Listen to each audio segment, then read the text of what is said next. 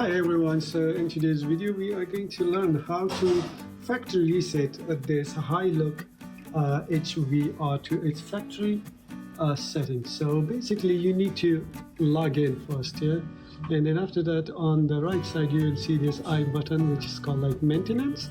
So you click on that, and then here you will see simple reset, restore all parameters to default except user passwords in general, and then here you have factory defaults, which is the one that we want to do. So you click on that, and then you will have to confirm system will reboot automatically after restoring to factory settings, and then after that it will take you to the wizards where you will have to actually reset everything back to normal. So let's go on that.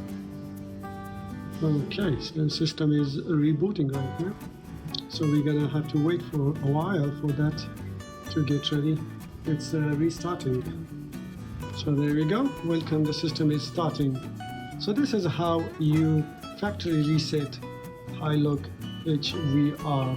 We're back to the wizard page. This is how you would reset the high-look thing. So we click on the apply, and then you need to give it a password, right? So let's just give a password to this one.